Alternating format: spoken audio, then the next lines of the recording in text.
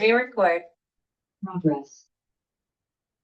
Good evening, everybody. I call to order the December 10th, 2025 meeting of the Needham Finance Committee. As is our custom, the first order of business is to see if there are any citizens either here in the room or online who would like to address the Finance Committee. One online? And I think people who are all in the room are here to present, so I think that there's no one to speak, so we'll move on to our next agenda item, which is the minutes from our last meeting on December 3rd. It was a joint effort when Molly had to go out to take care of a further emergency that fortunately turned out to be fine, so we're grateful for that. But Miles and others, Dave, helped out, and we have the minutes and they were distributed. You received some comments. Does anyone have any other comments, or do I hear a motion to approve them? We'll make a motion to approve the minutes from whatever the date of that. It's December 3rd. Thank you, December 3rd. I'll second. Any questions or comments? Hearing none, somebody to a vote. All in favor, say aye. Aye. Any opposed? Those pass unanimous. We'll now continue with our budget hearings for the upcoming FY 2027 fiscal year. Tonight, we're going to cover 5, those being the fire department, police department, finance department, and its committee, and the reserve fund. And we'll start first with the fire department, and Paul and Steve are the liaisons, and I know that Keith and others are here, so come on up. And welcome.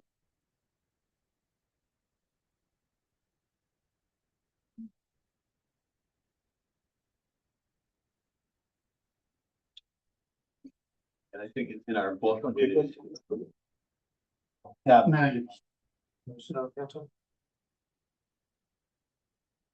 Through the policy and the doctor comments. Sure, I will.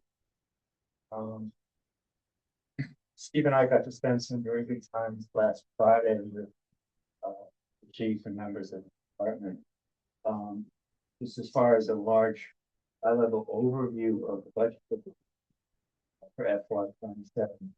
The budget request is $12,796,277, which is a 2% increase overall, or $254,000 over the FY 26 budget, which was $12,574,000. The components of the largest piece is 1.7% increase on salaries, and that's contractually driven. There's a $6,000 increase in equipment, which is the Heart Saver program that the chief talked to. The interesting point here with regard to this budget is that there's a DSR 5 request, which means that it is special warrant article, but it's because it's separately at town meeting, which is to fund master plan study. Chief feels pretty strongly about it's necessary for the department to put down on paper, maybe in a 10-year view, what future issues that things the department is going to have to be prepared for. And then the chief speaks to that. Capital funding request is $148,930. That's a continuation of protective equipment replacement program that has been going on for a couple of years. The goal ultimately is that each department member has 2 sets of personal property protection equipment.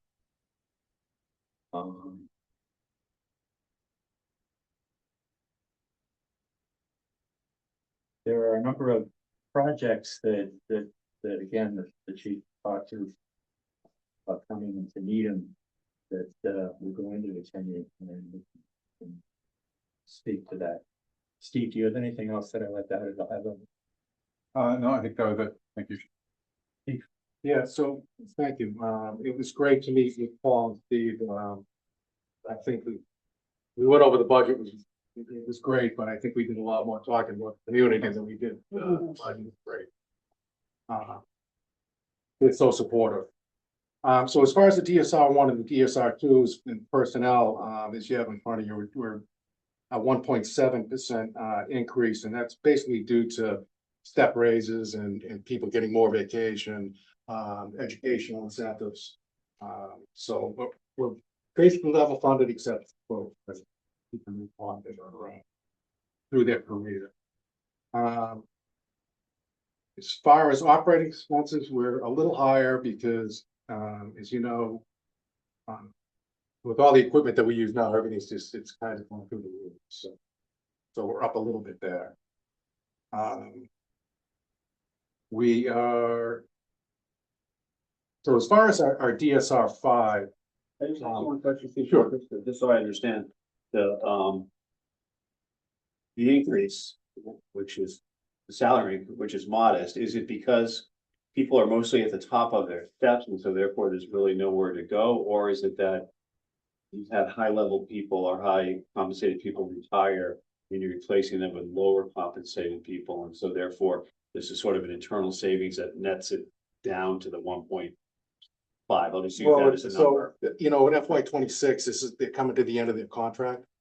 So at this point, like I said, people have step raises, they have, they get more vacation. So if you go to 3 weeks to 4 weeks to 5 weeks, and there is, you know, educational incentives, and that's kind of where it puts it up. In 27, we don't know what the number's going to be until the contract gets ratified. So we could see that number be increased. It could increase. And depending on what time the contract is, Right. Right. agreed to and done. Yes, so it could. And any sense on timing with that, whether that would be before or town meeting? So they're gonna be starting in negotiations now, so I'm not really sure where that's gonna fall at this point. There's a number of meetings that's been set up, so I can't really give you a hard number at this point. Thank you. Dave, correct, but that is accounted for in the classification line, right? Yes, check line 9 and Yeah. town expenses. The DSR 5 is where we're looking to do a staffing study and with a master plan, hopefully over a 10-year period. I won't go through the whole thing, but we think it's important just because of the bullet points that you see at the bottom, midway through the DSR 5 about we had Children's Hospital opening, we got the MBTA projects that's going to be coming up. MWRA, we have a tunnel project that's going to be starting in 2027. That's going to run for 13 years. The lion's share of the work is going to be done in Needham. So there's going to be Linda's Chambers Street project with units being built. The AV property on Highland Avenue, 186 units. And East Militia Heights is going to be building a building up there. So the assistant chief, Don Anastasi, and I are 1982 graduates of Needham High School, so we're not going to be around here forever. So you guys at the finance committee, you can do the math on that. So we're trying to come up. Recorded, you know. We're just trying to come up, be proactive, come up with a succession program, so we can move forward for whoever's going to be coming through and dealing with these projects. So a couple questions that I'll Sure. start on that is, the number seems strange, 51,338. Yeah. You know, usually you see a round number. Yeah. And so if you could just educate us on how that number was arrived at. That's the quote from the company that I got. So it encompasses what's on this DSR 5 here. I don't know how they can that number where, you know. So it's just one quote you got. Sorry. It was just one quote that you received? We got 2 quotes. Okay, We're going with this one because we don't know what's gonna happen with inflation in the next couple of years. So that was the higher quote. The expectation would be that would be a warrant article for a town meeting Yeah. in May that was approved. When would you expect the timing of the study, and then when the results would be available for everybody? We would hope for that working in that next fiscal year. Yes. And is it primarily staffing? Because I mean, we public safety buildings, our two fire stations aren't that old. No, So I'm taking it's not about facilities, it's it is about primarily how you're staffing. staffing the facilities. Yeah, and I think we're kind of, we need more data to see what's, we're thinking our run volume is gonna go up with these projects coming on, so we'd like to get the data from professionals, just kind of point us in the right direction where we're gonna be going.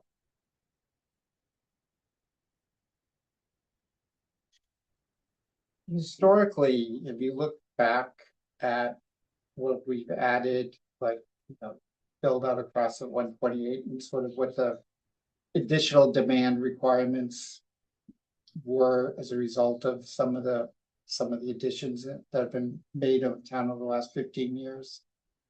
Whether it's new housing projects or is it significantly impacted call volumes and So staffing needs? typically our run volume goes up, but if you go back historically because of COVID, actually our run volume went down for those couple of years. Okay, But we're starting to spike back up again.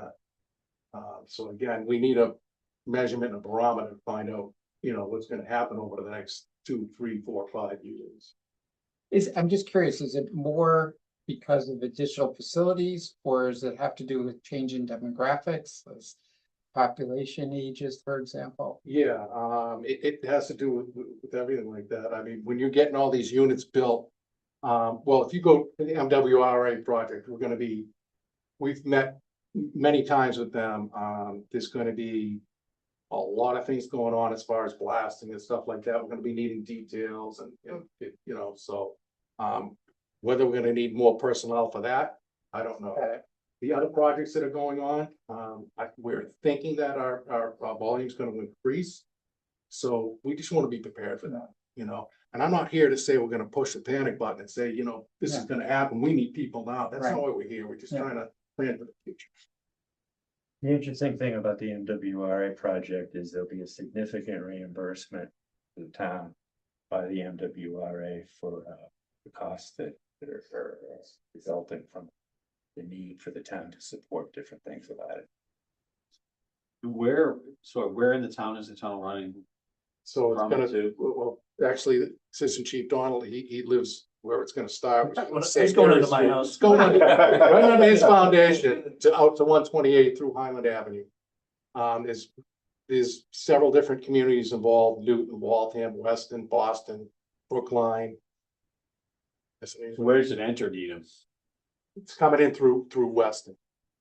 No, the Highland Ave interchange, right off the highway, is Yeah. gonna have two main tunnels. Okay. Two main holes, I guess we would call them, and then the tunnels, one will be going to Weston and one will be going toward Boston. So the main hub is in Needham, so all like the tailings that they're gonna be extracting over the next 13 years all come out of Needham. So entrance and exits are right in Needham, which, it's still kind of a construction area from when they did the highway project down there. Yeah. So that's right where it's gonna start. So it's not ripping up Highland Avenue. No, it's all underground. It's gonna be adjacent. Nobody even joking about going under my house, anybody, no one is ever gonna know that it's going on. Right. Unless you see trucks coming in and out of the site there. But as far as us, we were talking, you could just break down that one project. The training that's gonna be ongoing over the next 13 years just for our department and the surrounding departments that are involved. Newton, Brookline, as the chief said, Weston and Boston. A lot of tech rescue training, working with other teams that they're gonna be training us, so you could just break down that one project and you kind of go on all day about that. You're not gonna be doing any of the work. You're there as a safety. So if there's a rescue needed or Respond. someone has to go down into the tunnel to rescue a worker or something like that. Yes. That's where your Right. involvement would come in. Right, so this is more, these tunnels are 300 feet down. So we, our rescues are, if we do a rescue, it's a trench rescue, right? So if somebody's digging a gas main or a water main or whatever it is, it's usually not that deep. We're not miners, we don't do mining rescue, we need to be trained and stuff like that. And so that's kind of what we work with MWRA with. Over the last year, we've had many meetings with them, and now we're meeting monthly with them, so we can get ahead of this. Is there a capital element to that? Would you need different equipment? Yes. Yeah, so we were talking to them about that. We definitely would need more equipment and again, the other chiefs, the assistant chiefs from other departments, we've all been talking about, trying to get a plan. We could actually stage equipment here in Needham on Highland Avenue, because if we need it, it's definitely gonna be more specialized than what we're used to. As far as the capital, I think, as Paul alluded to, we're just in the beginning phases of planning with this project, but I think MWRA will be providing all that for us. So I don't think it's gonna be, I don't think it'll be any funding on our, Yeah, they seem to be, that's still to Very be good worked with out this, as yeah. far as training all of our department and How are they gonna get the boring machines into the town? what's that? How are they gonna get the boring machines into the town? They're gonna be huge. Yeah, They're they're huge. huge. Yeah, Yeah, they're huge, and the elevators that go down into the tunnel can carry about like 14 people. You can actually drive trucks and cars and through these tunnels. They're huge. And as the tunnels progress through other towns, they drill other smaller tunnels. I guess more or less like a escape Access. hatches access, in case you do have a problem between here and there, so there's certain. And that involves other towns as far as Newton and Brookline, who probably would have just been underneath their towns, but because of those access points, they'll be also involved. So will that be part of this DSR five study, or that's all separate and apart from it? In other words, what the potential costs are, what the training requirements are, what staff's gonna be needed and stuff like that. Is that gonna be part of this consultant's work, or that's just part of your work with the MWRA? That's just part of the study. This is just part of the study. Yeah, it's separate from that, yeah. We talked to Paul and Steve, and we're hoping maybe to get MWRA in here to give a presentation to you guys to kind of see where we're going with this. It's they had it here, when did they have it? Last year? It was. Yeah, the initial presentation in Powers Hall was very well done. They actually had small little models of the boring machines that they're gonna be using, all set up on tables and such. Was pretty nice to see, but I'm sure they'd be happy to come back and do it again. Yeah, And when are they expected to start, mobilizing here? around 27, 28. Oh, some of it may be a little bit sooner as far as, They've already started testing and doing the borings and, they have to drill some parallel drainage tunnels smaller before they start the main tunnels. One of the items you mentioned when we were together on the staffing side, went from my notes, I think you said you have up to 9 potential, at least eligible retirees in July. yes, And then you have a number, I don't remember what the number was, on long-term illnesses as well. yes. So I think my understanding from our conversation was part of that staffing review also was taking into account what your retirement levels might look like. Status of the long-term illnesses, that fits with the other demand for these other projects. That's all correct, that, yeah. It's hard to come up with numbers like that too. And I think we originally started talking about challenges as well, because that is one of our big challenges is hiring and maintaining staffing levels, because that's just a constant cycle of replacement because of the time to replace firefighters and paramedics. We talked about paramedics being a kind of a specialty niche. So that's constant. But I think the overall increase of, even for inspectional services, for example, with all these projects, everything as far as again, even Children's Hospital that they just did. We have 2 fire inspectors right now, and they spend, day after day on each floor of that building, constantly going back for testing and inspecting and stuff. And it's that way, working in conjunction with the building department through plan reviews, all the way through, fire suppression systems, so. I But think once this- that project's over, once the building's up and the patients and doctors are in there, your involvement ends. Well, as other far than as for- inspectional services, then there's a response as far as Right, emergency your responses. responses. And the amount, the volume of people that will now be working in that building, especially something like children's where we have an EMS component to responding to a lot of pediatrics. And this is why we want to do a 10-year master plan study to see what they come up with and where Needham is supposed to be as far as a community, what we can respond to.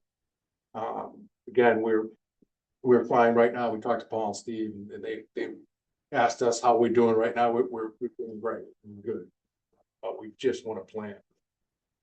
So when I'm driving into Boston at 6 AM and I'm listening to the Greg Hill show. Yeah. And I hear these people telling me I'm supposed to call my state legislator because the fire and police departments are understaffed. Am I supposed to do that? Or because I live in Eden, I don't have to worry about that?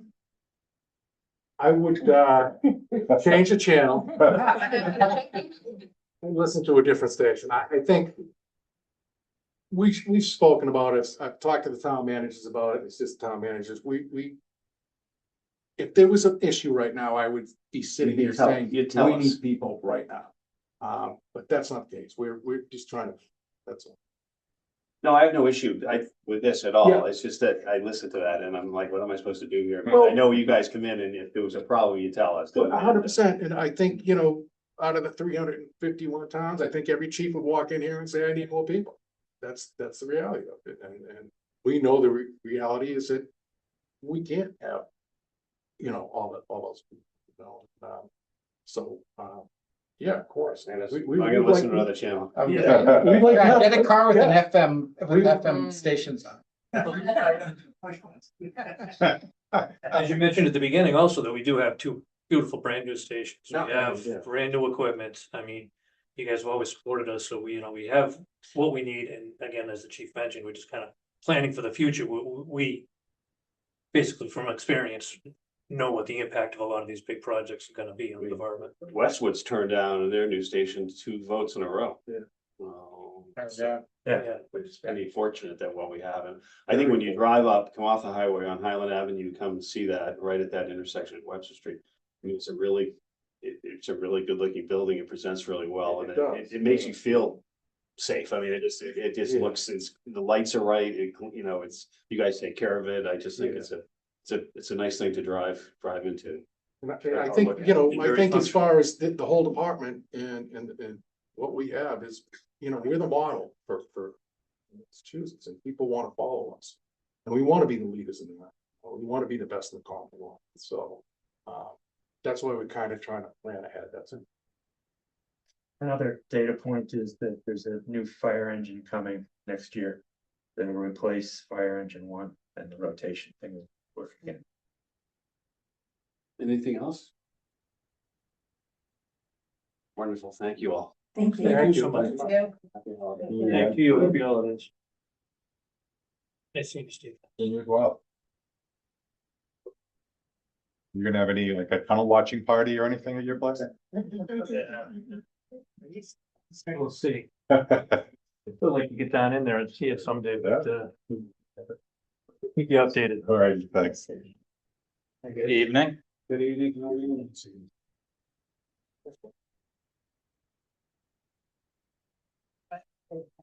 WRA is nothing for everyone, so we're paying them WRA. Right, Oh, yeah. We're paying for Oh, it anyway, please. it's right. Absolutely. Yeah.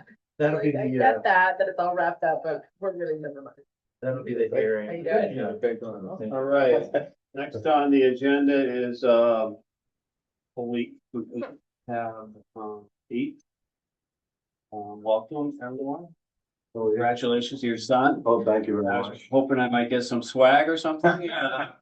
You know. this is why Yankees swag. Yeah, right. I mean, Can't if we wear it could around go up here. another %. Brought in some, you know, some Be tickets. careful wearing that around here. That's okay, no one likes us anyway. No feeling, I know the feeling. Us wearing Yankee stuff would kind of be apropos, right? Yeah. Good to see you. You too. Congrats, that's really Thank you. great, I that's appreciate it. wonderful. That's really wonderful. Okay, so, Paul and Steve, you guys were liaisons, right? Yeah. Someone wanna? Sure. Introduction? Sure. We did spend some great time with Chief and his folks, again on Friday. We went from one conference to the other. They're right next to one another in the building, by the way.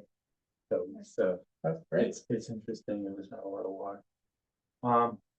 The fiscal 27 budget request is 10,181,469, which is 416,158 above the FY 26 budget. The dynamics within that number, though, is it's a 4.3% overall budget increase, but most of it is with regard to the capital budget line items. when you look at just the salary and wages, that's 1.6%. So that is how that breaks down. The salary line again is driven by existing contracts. With regard to the FY 25 budget, there was a turn back of salary because of open vacancies and retirements. But they are making a vigilant effort to bring back staffing levels. And with regards to where they believe they will be when we start here, they'll be pretty much back to the full staffing levels.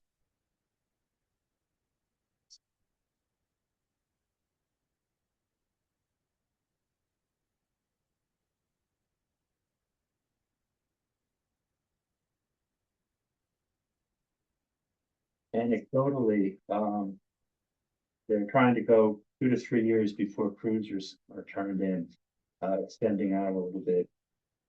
There's an interesting new vehicle that they're looking for, which is the UTV, it's an all-terrain vehicle. And that though doesn't appear to be costing a lot on the budget because there's a grant funding.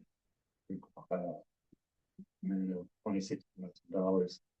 So net, it's about $12,000 cost to capital budget. The issues going forward for the department are retention. Chief, Steve, do you have anything else? The only other thing that I had, I think, Paul, was, we did ask about sort of going forward, and Chief can speak more to this about, potential of looking into drones, to help. Firstly, and, to get there ahead of time and to be able to assess the situation, best to be prepared to get there. And typically, I believe that works in conjunction with fire as well. Correct. It did share that, so. Yeah, I think the drone program and what we're seeing across the country, it's something I saw 2 or 3 years ago at a conference that California is using pretty regularly now, is they are docking drones on the roof for some type of launch site.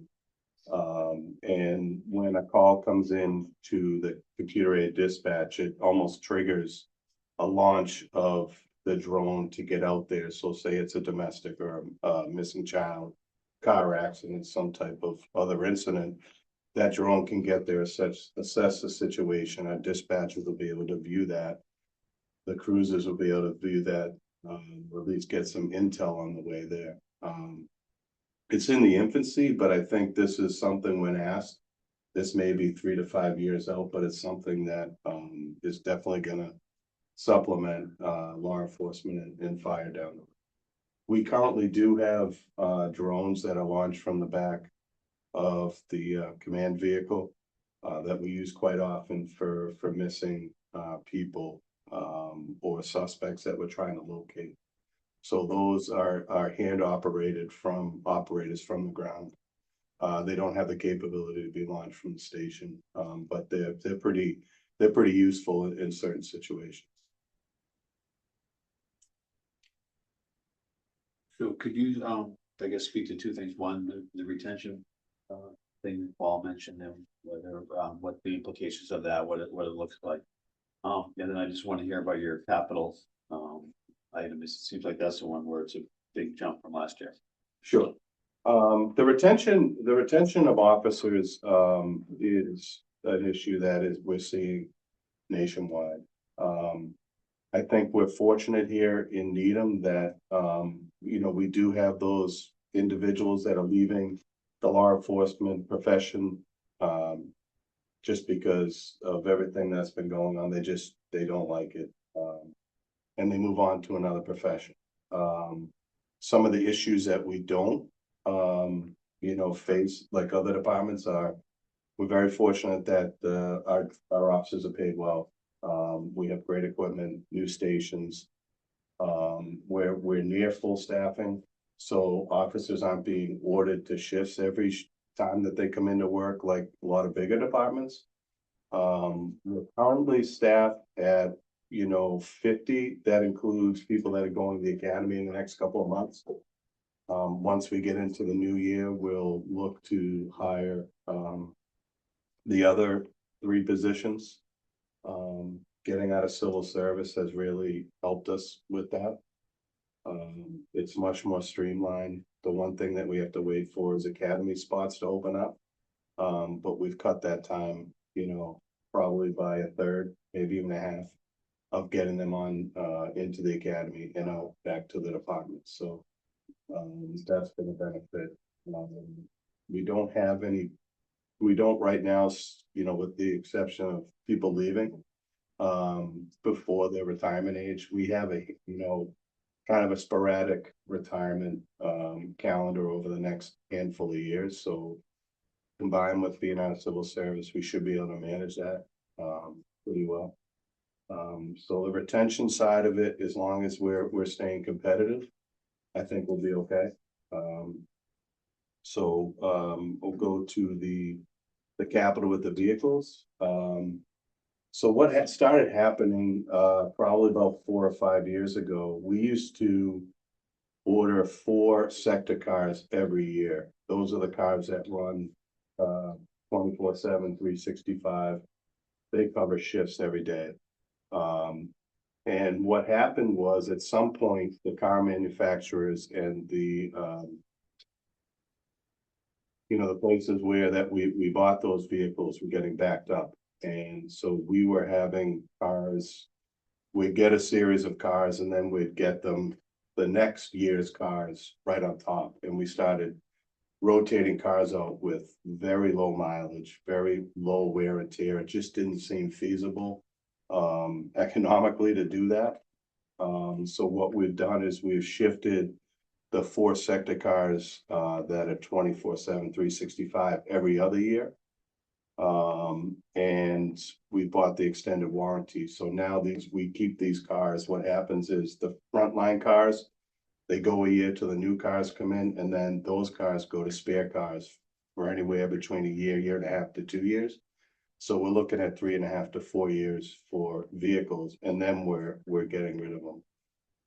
So that's why you're gonna see the spike every other year, because last year we had 1 vehicle, and one was operating capital and one was a capital. So that's why you're gonna see the spike every other year. But it just made sense from a financial standpoint that not to be getting rid of cars with such low mileage. One other thing that was going on during that time was we started getting hybrids instead of the old, fuel only. So we found that we actually studied for 1 or 2 years, right? And we realized that it was just much more practical to get these cars replaced every 2 years instead of every year with the extended.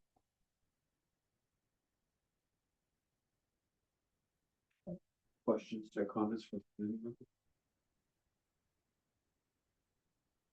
Well, I'm glad you're seeing the benefit from leaving the civil service. That was deemed somewhat controversial at the time, but Yeah, it was, and I think, the biggest success so far has been the promotional process. In the civil service process, you would take a test in, say, October. You may not get the results till January, then there's a appeal process, and then the list becomes active maybe April. We gave our first promotional test. It was in October. We had the written test on Monday. We had the assessment center on, I believe it was Wednesday. And we had a final list on Friday, and we promoted a sergeant on Monday, all within a week. And they had the appeal process within that week. So the ability to hire and to promote without having to wait a year and a half for a list was really beneficial.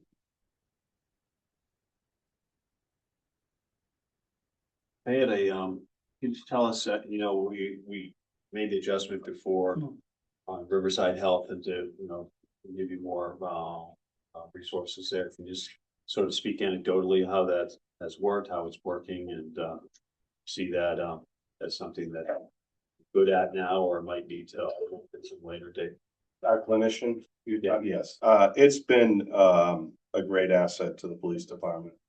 So we have a community outreach officer who's a sworn police officer that does a lot of outreach with substance abuse, domestic violence. They do the follow-ups with mental health.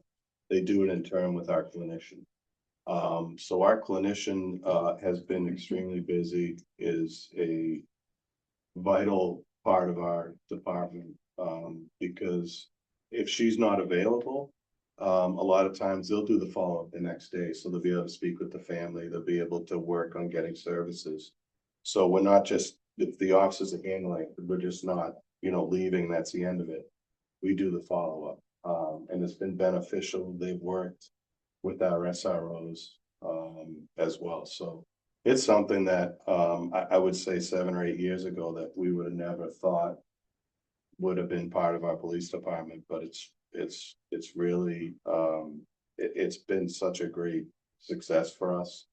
That people that usually call 911 because they were having some type of mental health crisis will now reach out to the community outreach officer or the clinician directly. So now we're drawing those calls from the 911 center, and we're not sending an emergency response, which is just going to escalate them. We're handling before it gets to the crisis stage, which it's just, we've seen a huge difference. It's good to hear. Yeah, definitely. Anything else?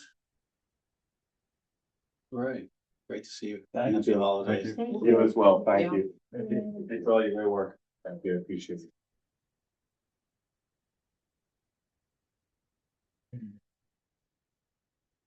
Okay. This is the finance part. You know those folks. I think it's Larry, it's Joe. Yeah. And you guys, I think that you are on that. 5. Is that correct? Did meet with Dave, so we don't get to see him enough quickly. And, to go through his budget. The total budget is 2.6 million, 2,607,746 to be precise, which is up 2.4% or $85,421. About half of that increase is wages. The other half of the increase is expenses, some of the services that professional services that they, like the audit fee, went up meaningfully. Big chunk of that, additional $40,000 increase. There are 3 DSR4s, which I'll spend most of our time talking about. One is for piece of equipment, mill processor. And then there is a DSR4 for a field assessor to supplement, or to bring full-time. We have a half-time field assessor, is that right, Katie? Yes. So we're gonna want to make it full-time to avoid having to use a third party to do some of the assessing as much as possible. And then an admin analyst, which you may recall, we did see this request last year. I will let Dave go through.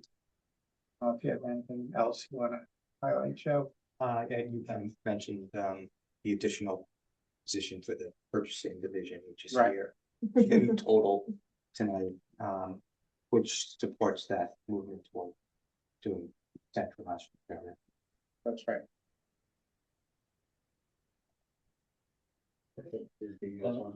Sure, just Michelle Ballancourt, town accountant, is joining us. Hi. Michelle from Mendon. And Julie Costa Diaz is our director of assessing. She started with us in April. Awesome. Fun time to start with Yeah. assessments. Then you all know Cecilia Semchek, the assistant director of finance. We don't have a treasurer currently. The assistant is acting as treasurer collector, but not feeling well, so he couldn't join us. The budget, as Barry and Joe mentioned, the base budget is modestly.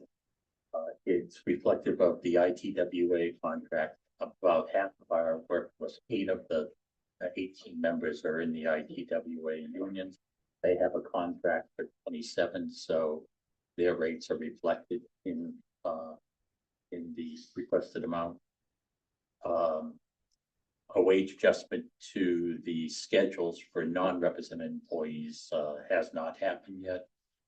And so when that does happen, that's another item, and that's affecting every budget in town. That would be a transfer from the CPS line 9. Once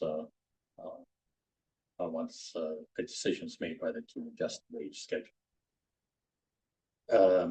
As Barry had mentioned, our expenses basically is being driven by increases in professional services. There was some holding the line by many companies, and now we're seeing that just about anybody that's service oriented, their prices have just gone up so much, double-digit increases throughout. We're seeing that with our banking services. That's one of the high increases. We're seeing that with collection services. As mentioned, the audit fee, where now will be over $100,000 in 2027. These are all bid contract prices. And it's just a trend, and most of the companies now are passing on the cost that they've been incurring, whether if it's because of their labor cost or supply cost or what have you. It's been across the there are 3 DSR 4s, and I've asked Cecilia to review them. Yeah. So the first one is on page 516. It is the mail processing equipment. It's our current postage meter and a separate piece of equipment that does the folding, inserting, and sealing. They're both in need of replacement. The mail processing equipment breaks pretty frequently, which slows down our ability to process mail. And then we found out in our research that our current postage meter is out of compliance with the US Postal Service. So we need to bring that up to compliance as we were looking at what a potential replacement would be. Without one, we'd be stuck doing basically hand stamping everything, which, considering the volume of mail that we do in the town, would significantly slow us down. So this request is for $27,192. It's a one-time DSR 4. It's not a recurring amount. It's just a piece, purchase this piece of equipment and then replace what's existing. And this equipment ultimately will then go to the clerks. Yeah, so we transferred a lot of our mail, the expenses for the mailroom over to the town clerk's office in FY27. We're kind of testing it out starting in January to see just operationally what that will look like, but the request is in here. I'm just curious, why is it a DSR 4 as opposed to just putting it as an expense item? Liaisons ask the same question. Just some concern. There's not this. Obviously. No. The second request is for a field assessor in the assessing department. While the request is to make the position a full-time FTE, we do have a part-time employee right now who does some of these tasks. So the DSR 4 is for the Delta in the amount, we currently have $35,702 budgeted in our temporary and seasonal staff. And so that the 45,000 would just make that us able to hire a full-time field assessor. Part of this was coming out of our 5-year recertification. We learned that we are about 5,000 parcels behind. We're required by the state to inspect every residential property once every 10 years. We have about 9,800 residential properties. Julie had reached out to an outside consultant and just to see kind of what this cost would look like. And they said in order to keep up, it would be about $175,000 a year. So we looked at just what we would prefer, talking to Julie, indicating that she felt that she had better luck kind of with an internal staff person. Residents tend to trust when it's a town employee coming versus a third-party vendor that sometimes they doesn't show up. They will try once and then they're done, whereas if we're doing it, we can kind of repeatedly go back if no one's home or if they have questions. And so even though this would get us caught up, this is not a requirement that goes away after we get caught up. It is very much an ongoing, consistent requirement. Do you have anything to add to that? That was perfect. Is it, assuming this gets approved, would you be turning this part-time person into full-time, or would you replace or add another part-time person? The part-time person is a retired employee, like they come back and do it, so they would not be able to do it full-time, and they have expressed they were okay with that. Do you think that with the additional staff time, you'd be able to complete those inspections? Or are you still gonna be looking at potentially supplementing with an outside vendor? I do believe that we'd be able to complete it. I just have an extra person that's divided in the 35 hours. So we'll definitely. Are we out of risk of, or in risk of non-compliance at this point, or? Is it? If I project it, yes. If we do nothing. If we did nothing. So if this didn't go through, we would have to kind of reach out to a third party vendor.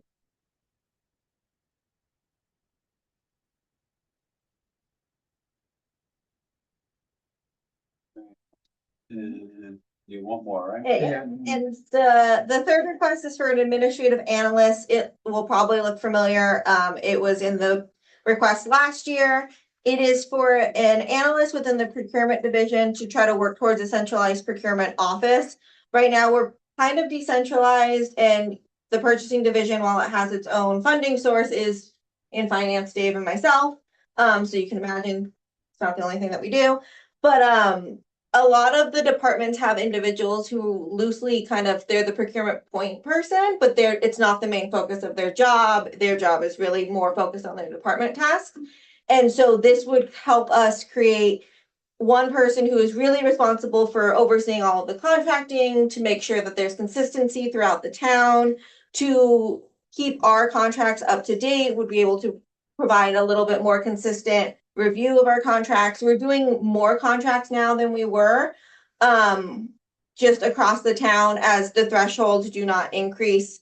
$10,000 does not get you the same amount of things that $10,000 did 5 years ago, and that is the threshold where we have to do some sort of formalized contract or formalized procurement, is that $10,000 threshold.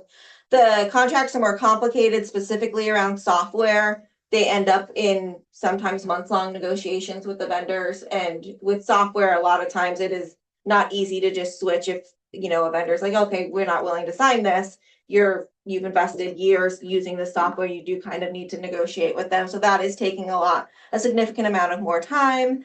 It would also allow us just to be more proactive. Like I said, a lot of the divisions and the departments in the town, not their highest priority. And so this would allow us to keep better track of contracts that are coming up for expiration, making sure that we are actually, in fact, getting the best for our money. And that we're procuring these things most efficiently, seeing if there's room for us to combine procurements throughout the town. If one department's buying a very similar thing to another, it's a lot easier if one person's kind of managing that. So would this include DPW? Partly. So they would still be doing a lot of their own construction, but it does come through the centralized procurement office for a review to make sure that they're complying with all of the laws, and that if there's any negotiations on the construction side, that it is consistent. How about schools? No, the schools are on their own. They'll do their own. Unless they do anything that's related to construction, then it does come through the town. And then the design, big construction, handicrafts. Yeah.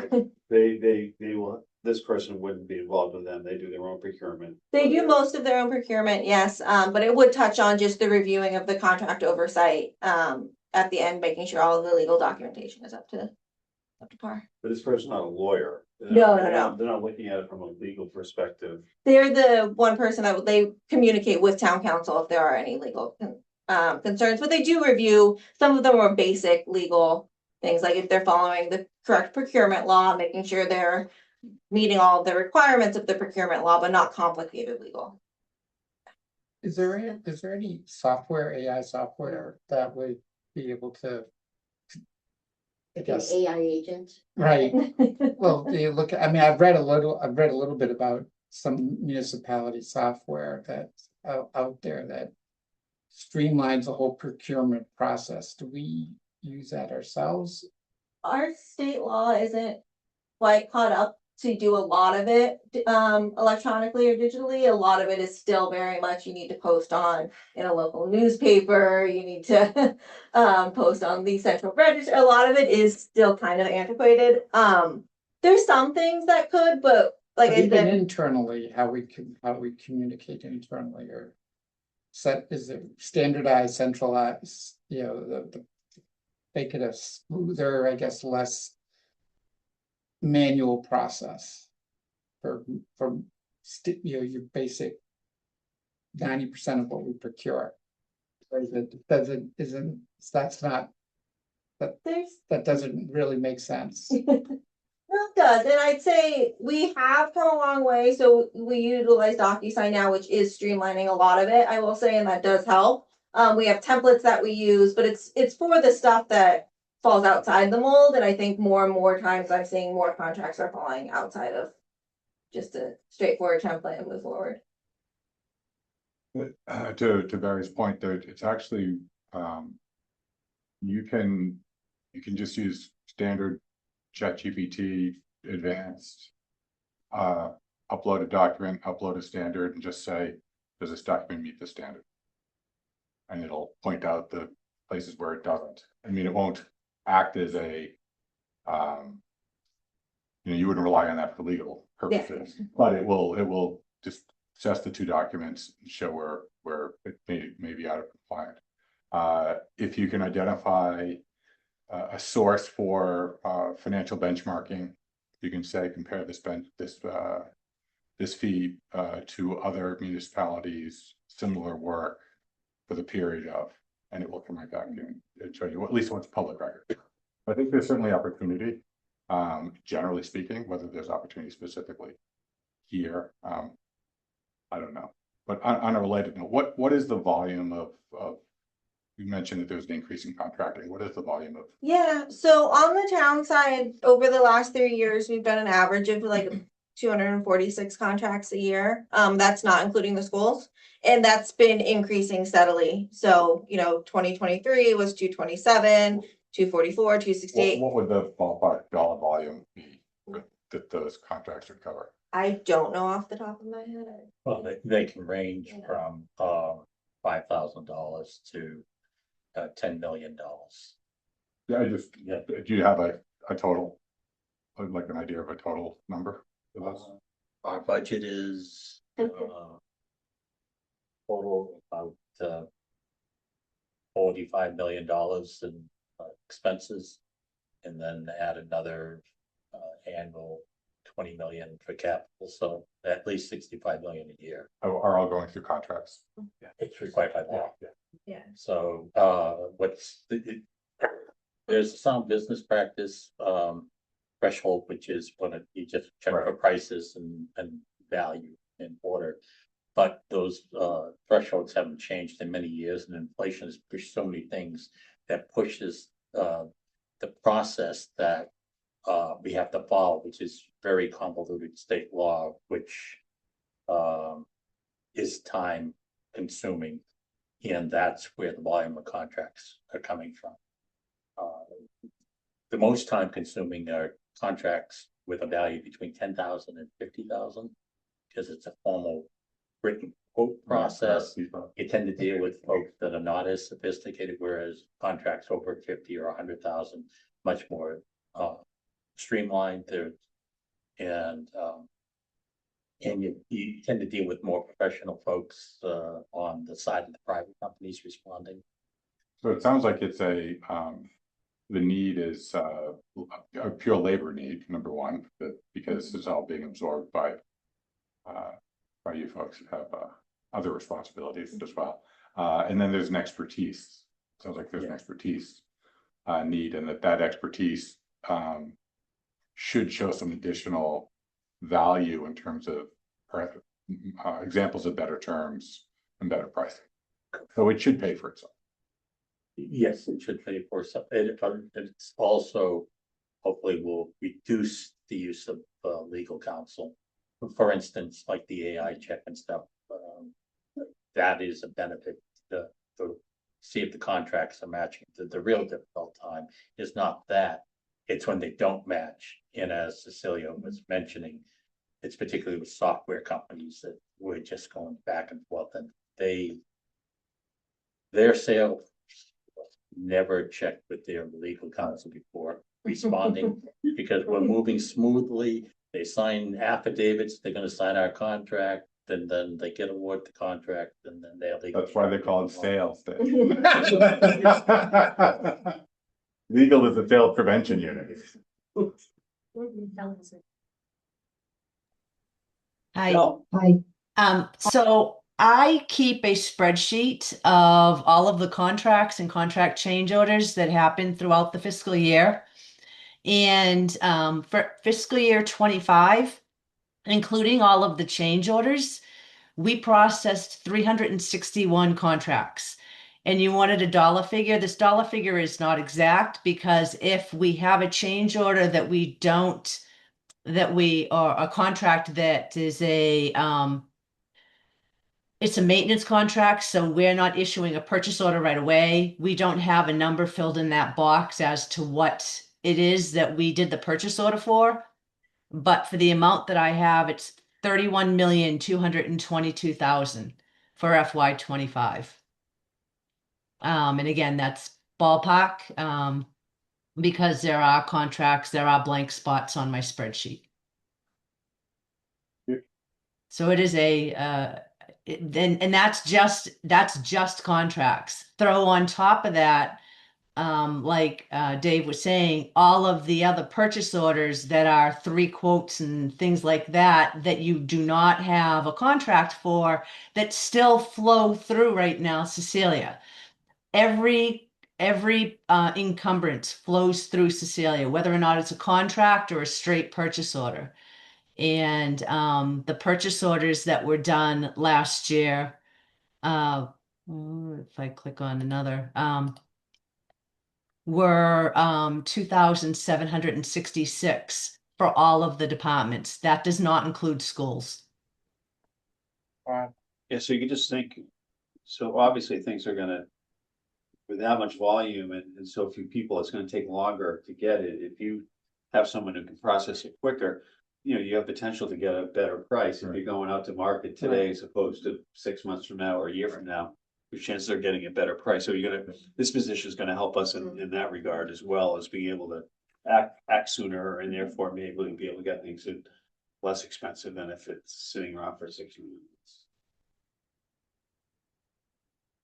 I that's don't fair. disagree. We didn't object when the town manager got out of the budget last year. But having said that. Excellent. Anything else? Any other questions? Question, Dave, just because of the meeting we were before we us out. The transfer of the IT function totally to the school department. How's that looking now, a year and a half after the fact, that everything is the rest of the time getting the services that they need? There are some bumps, but everyone to the last are all saying it's much more. They're much more receptive to the needs of all the town department. Public safety always said that service from us, but that was at the cost of most all the other departments, and it's been positive feedback with her. But we're still going through the growing pains and implementation.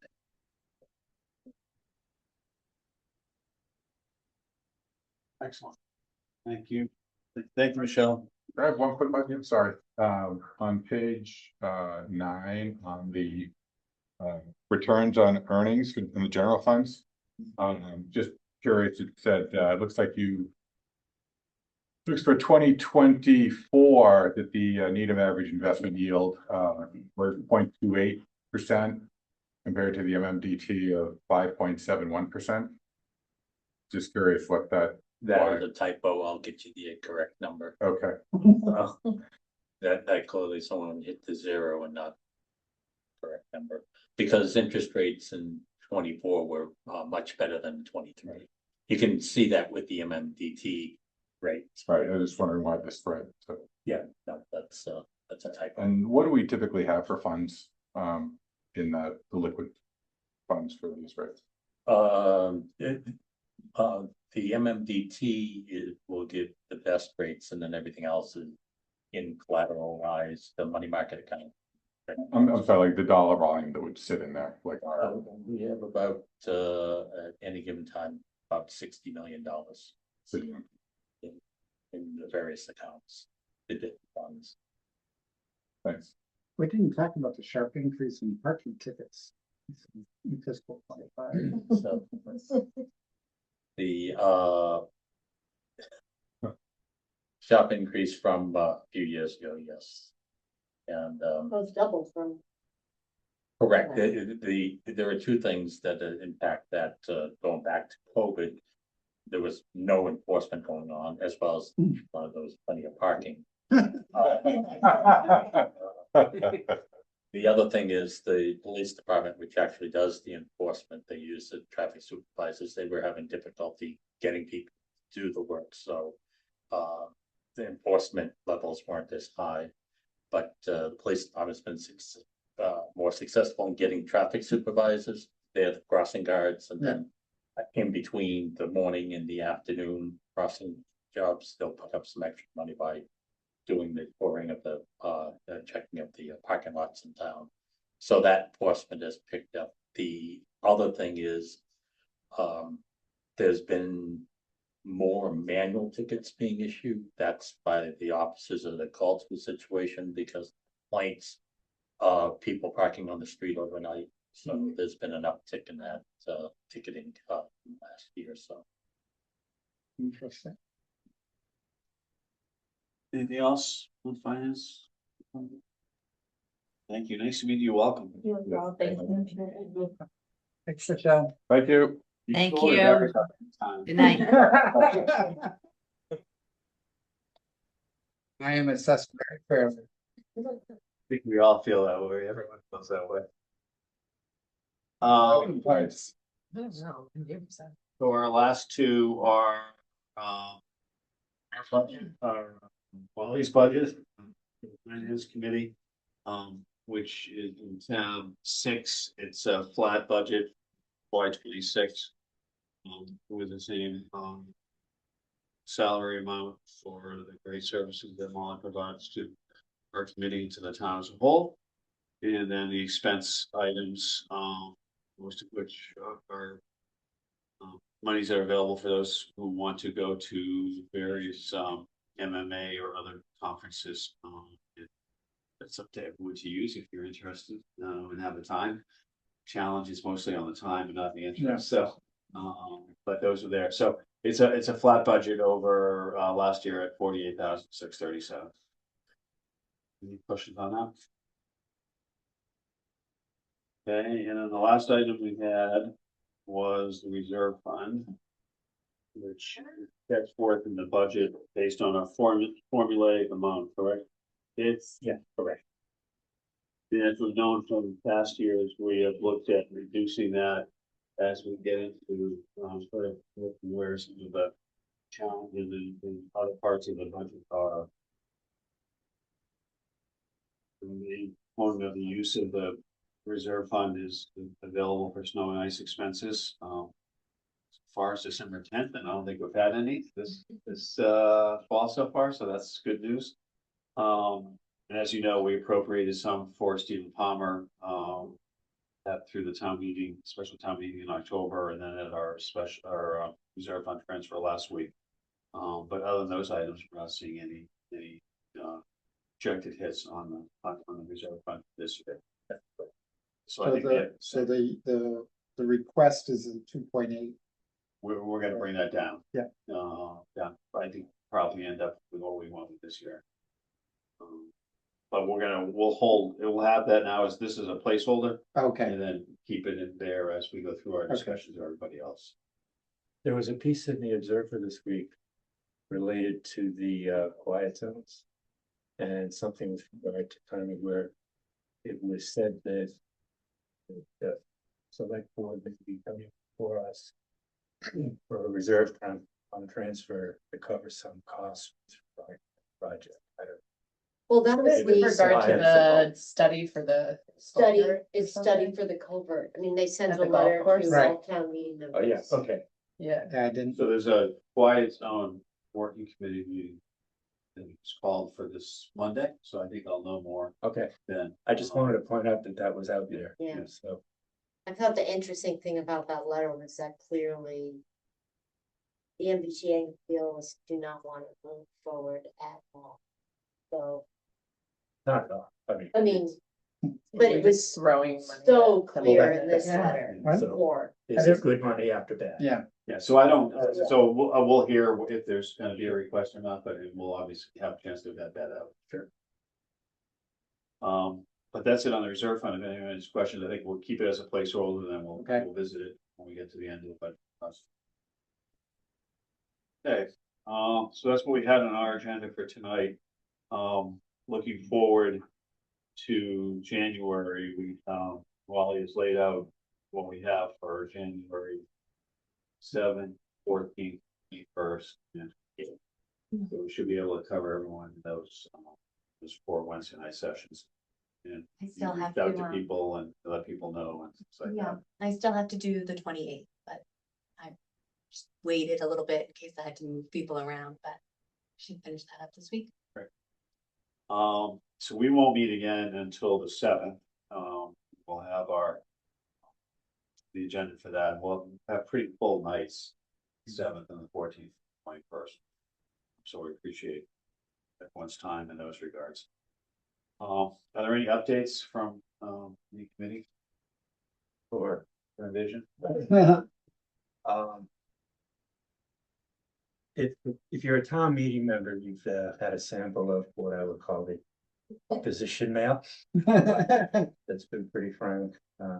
They're at least putting their letters together and not doing it the same way that the all the letters were coming, and they look more unique than but the messaging is the same. As far as where the committee is right now, there's three proposals there. A 4-lane proposal, which is essentially not all that different from what we have. A hybrid proposal, which is 3 lanes, basically 1 lane in each direction, and then a center lane, which would essentially be a turning lane. And then a 2-lane proposal, which would just be what it means, 2 lanes. The only thing that I think I can say would probably happen if this goes forward is that on Dedham Ave, if you're going down Dedham Ave heading into town and you're by the restaurants there right at the curb, the common, there's a thing called a slip lane. So that if you're going down and you're taking a right-hand turn there, you don't have to stop at the light, you can slip. There's been some serious safety issues raised about that. And I think there's serious discussion about whatever happens, taking that out and preventing someone from being able to do that. You'd have to basically take your right-hand turn to the traffic. Didn't they just put that in? Of course, of course. You know, We just put a stop sign. yeah, exactly. I just Instead of remove it, just put a stop sign. saying, the costs that they're talking about there are all pretty much the same. They're within $1 million of one another. One thing, though, that should be interesting to watch how it develops is one of the other justifications for this project is, well, we're going to have to rip up the streets anyway because we have to solve the stormwater problem. So this is all coming out of the flooding of 2 years ago in the town center when they had that 1 in 500 year rainstorm. So that's being looped into this as part of that. There's going to be a engagement event on February 4th. Where they're going to have some sort of meeting with a large group of interested people to talk about the different proposals, and after that, there'll be 2 weeks of a survey that'll be online. So that will just increase the ability for people to say they don't want to do this. That's about it. We're meeting every other week now. And, my only happiness is sometimes they run on Wednesday nights out.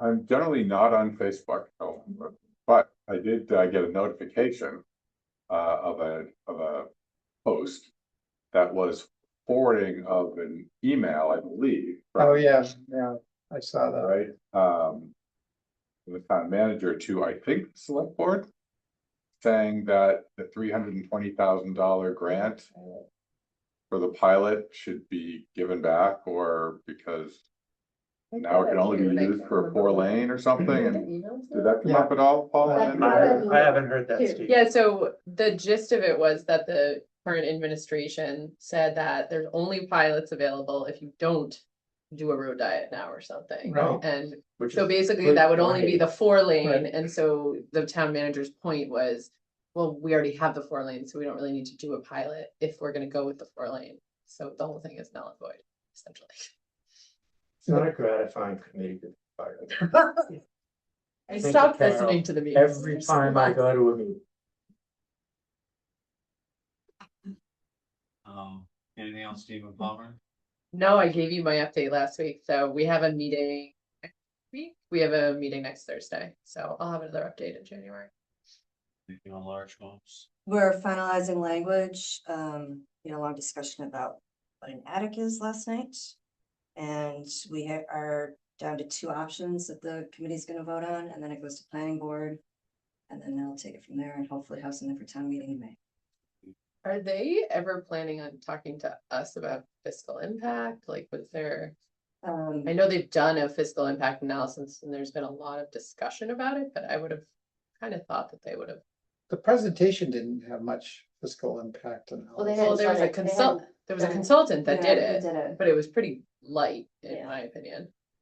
In other words, what the effects of these would Right, have on new right. growth. Well, Simple. yeah, so, but that wasn't, I mean, the Tax. consultant kind of touched on that, but then I think like somebody on the committee did their own analysis and.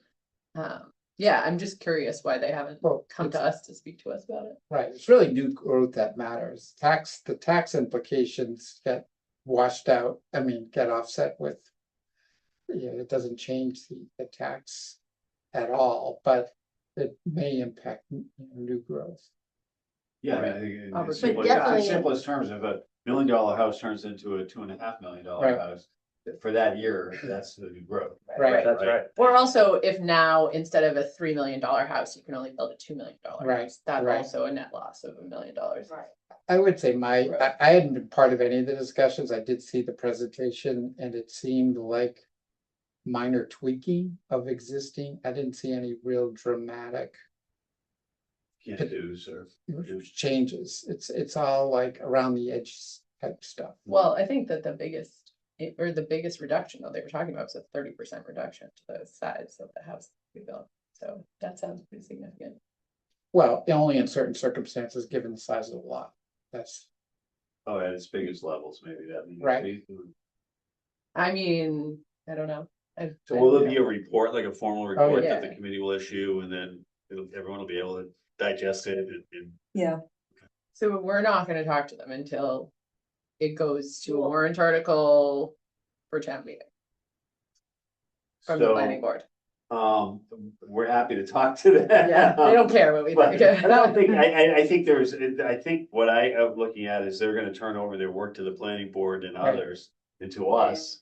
And then we can do that dissecting after the report is done, as I understand how they're going about it. Instead of having input from planning and others, it's more the other way around, I think is how I understand it's gonna Well, happen. they've gone to the planning board a couple times.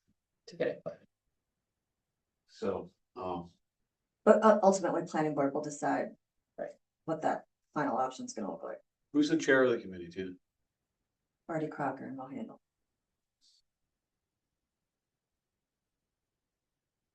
But Artie's still on the planning board, right? Yes. Yes. When Artie's not doing that, he's envisioning things too. What do you, And what climate would people change. think if I reach out to the two of them and just say, are you interested in speaking with us?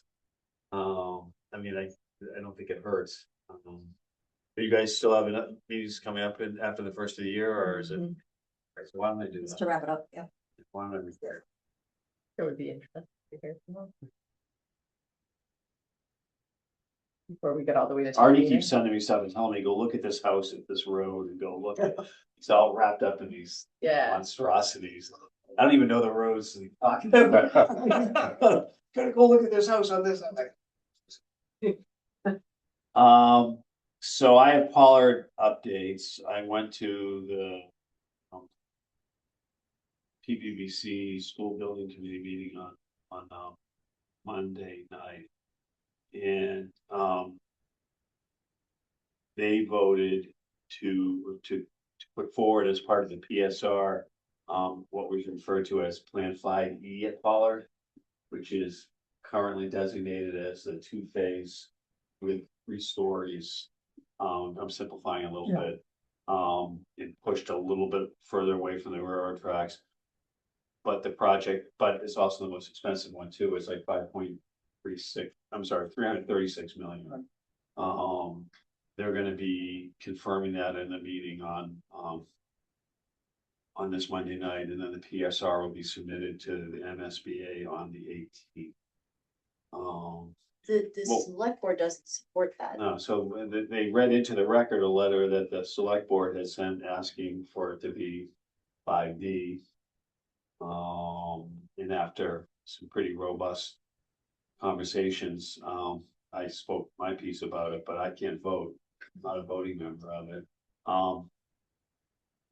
I would say the conclusion was, and I'm simplifying a little bit, is let's go in with the most, and we can always pare it back instead of going in with less and then you can't get bigger. In simple terms, that's what I think, led to the decision. Oh, they discussed They that. feel confident, right? They feel being the PVC feels confident that, through the schematic design aspect that's coming up, through having a contractor be involved with pre-construction, they're gonna be able to identify places to achieve savings and value engineering and things like that, that will bring the number down from 336 million. But that's the option they're gonna be presenting into the MSBA in their submittal on the 18th. So, and I think they're confirming that in the meeting that they scheduled for this coming Monday night, the 15th. So then our approach will be to determine. So what I said, what I told them is whatever the number is, if it's 336 million as a total project cost, that's what we will then use as our study purposes going forward for doing the assessments of its implications on the capital plan and other projects, and then its implications on the 3% and the 5%, and then what the average tax increase would be for the average single family home, using that as a number. That's the number that we have, that they've given us. And so I told them, I just made clear that's where we're not gonna go for, there's no lesser number to use. That's the number we're told to use, and that's what we're gonna use. So that's, I think, all the meetings and emails and everything is gonna come to, well, the halt. I think you're gonna see the architects doing a lot of work.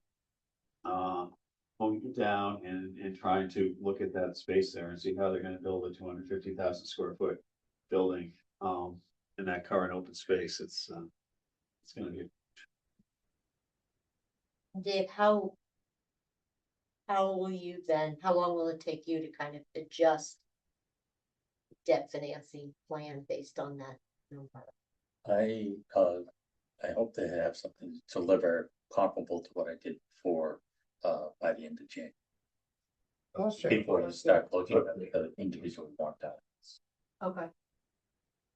And Dave and I are gonna get together after the holidays to just kind of talk general terms about how we're gonna accomplish that. How we can help him, how he can help us, and then kind of make sure we get on the same page, because I want to be very clear that by, well before town meeting, we have, set things that we've all digested and feel comfortable with, that we're gonna be, sort of making sure people have available to them to know, what the implications are with that as the price for various projects and for also what the tax burden. Just Lexington yeah, just I passed know, I was theirs, gonna say, so- just an interesting anecdote, yeah, Lexington just passed their override by a pretty wide margin. actually. wasn't Like, even It close. wasn't even close, Yeah. Yeah. and they thought it was gonna be really close. Was but that it the wasn't. 600? Yeah. one? 660 million, But yeah, that's before reimbursement, right? they're getting like. Well, ours is. 18%. This is similar 336 is before reimbursement. too. Yeah. No, I know it is. No, I know it is, but that's Yeah. what I guess that's what the override you have to go for. Yeah. Yeah, so I think they were surprised actually how wide of a margin, there was a lot of opposition against it.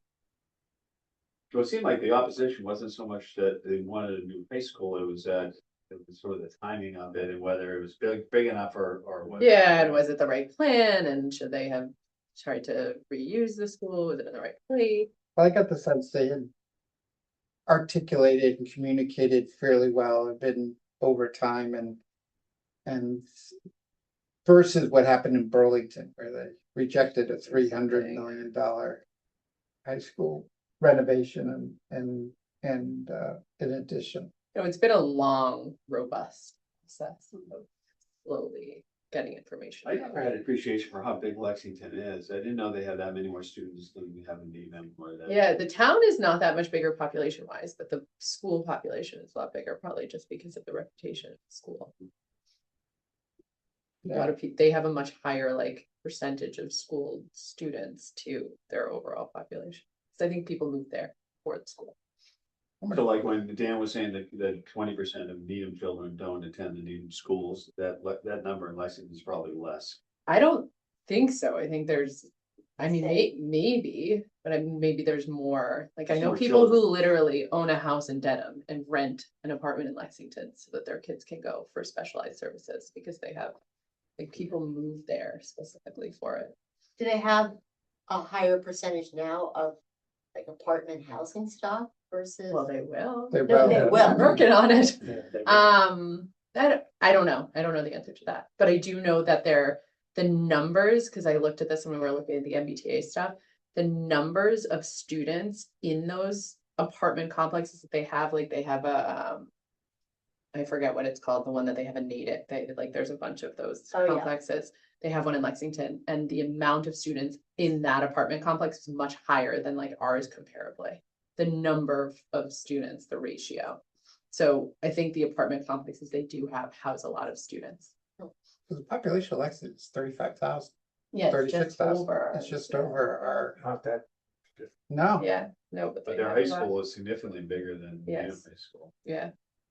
And By they, number. although their enrollment has been sort of trending like ours a little bit, so it's not. What's interesting, I Yeah. just was, while we were doing all our stuff with the schools, I just was looking at their enrollments and.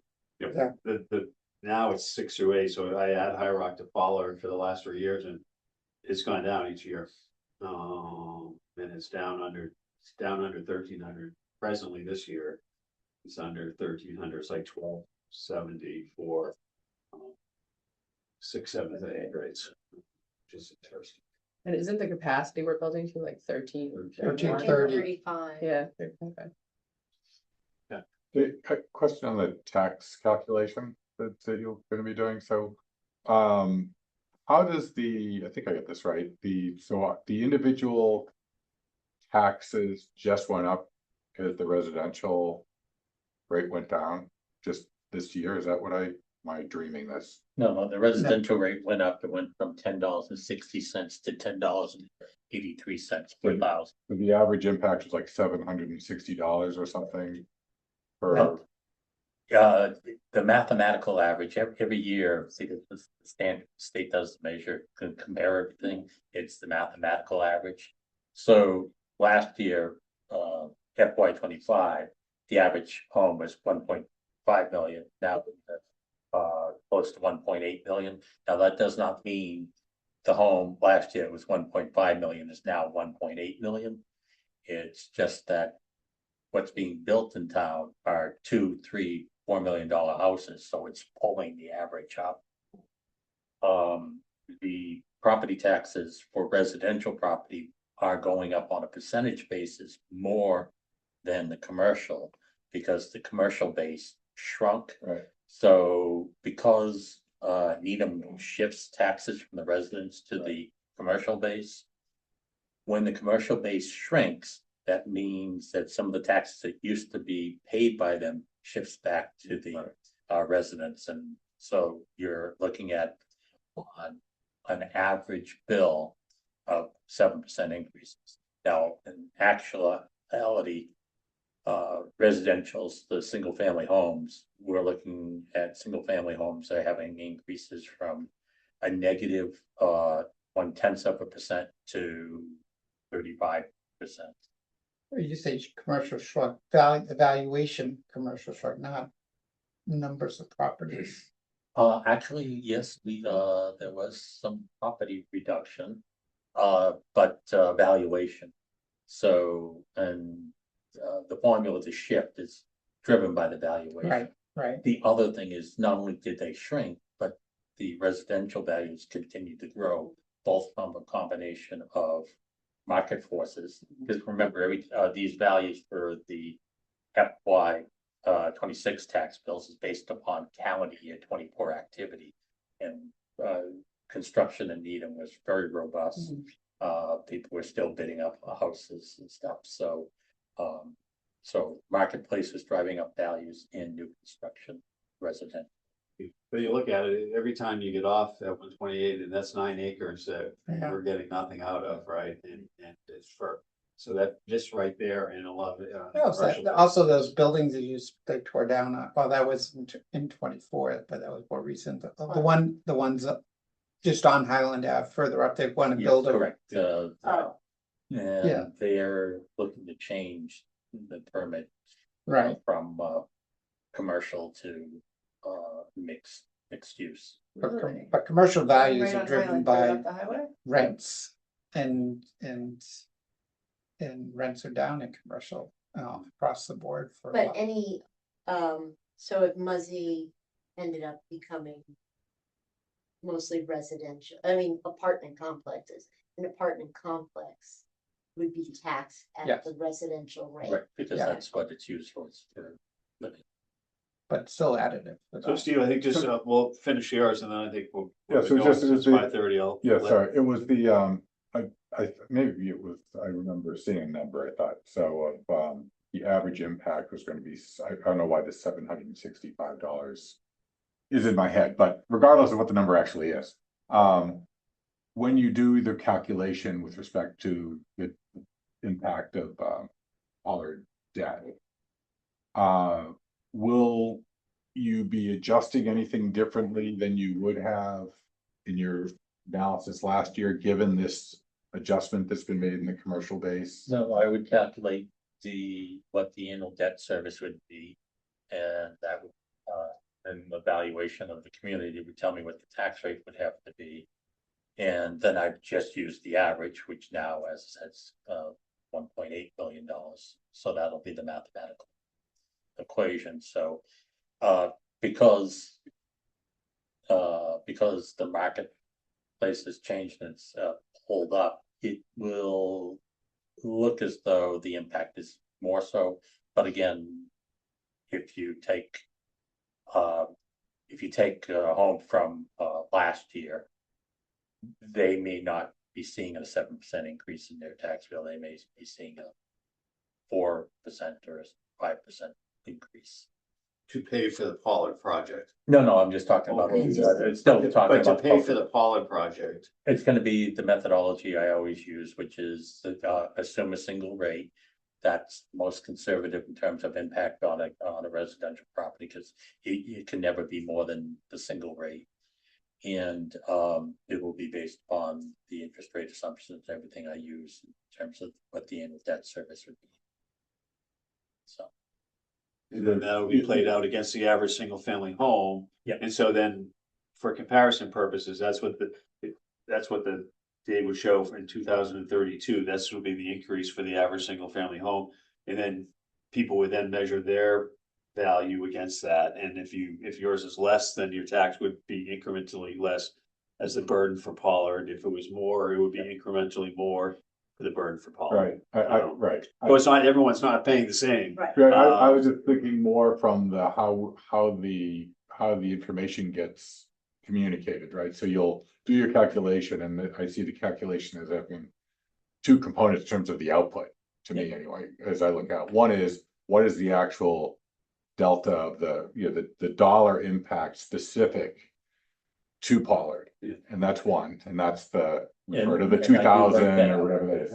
The second one, though, then is, okay, now what does that actually translate to a total tax bill for me? You know, when am I at the $20,000 a year, that sort of thing, and I was curious as how, how those two numbers play out, because I think part of the, viewpoint is not just how much the impact is, right, on individually as a number, but that then contributes to a, wow, now we're at a That's true. $20,000 a year plus, tax bill income. That's true, it adds to the total tax Right. bill, but the variations of what individual tax bills are, what it helps you know is, what you're paying now. Right. This is how much more you're gonna pay over what you're paying now just for the debt. Right. Then So you I got think your that- annual increases. Right, so you take the average single family home, this is what they're paying today without the debt.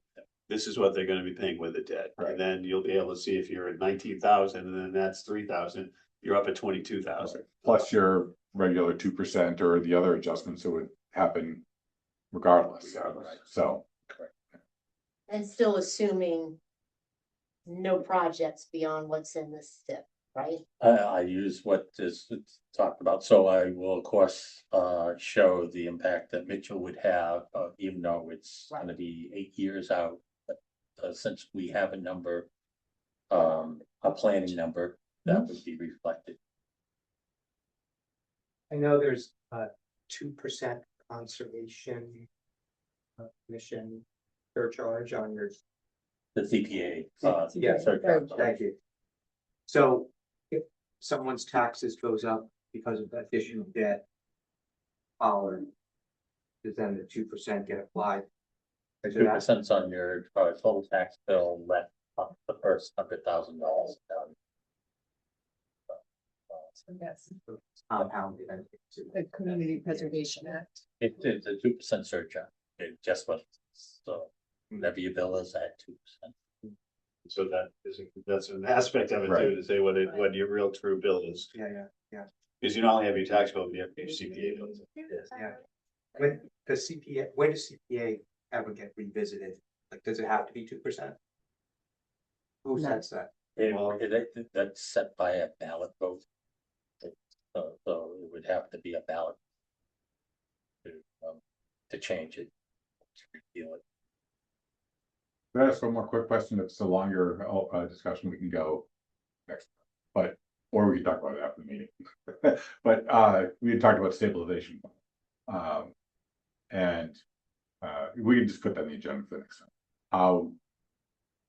What should we be doing, if anything, during our discussions now that might impact any sort of funding of stabilization? How do we save the town? So we can put that on the agenda for next time. Big question. Big questions. So that's that's your New Year's resolution. I would say it is front of mind. All right, anything further? It was great. We started at 5:30. I really appreciate people. We had a full engagement for 3 hours. What a night. It was great. So thank you for everyone for your time. And wish everyone happy holidays. Same to you. We will reconvene for a robust 2026 starting January 2nd. Is there a motion to adjourn? I'll move where you're Second. All in favor, say aye. Aye. Opposed? We're done. John, right? Any whispers about a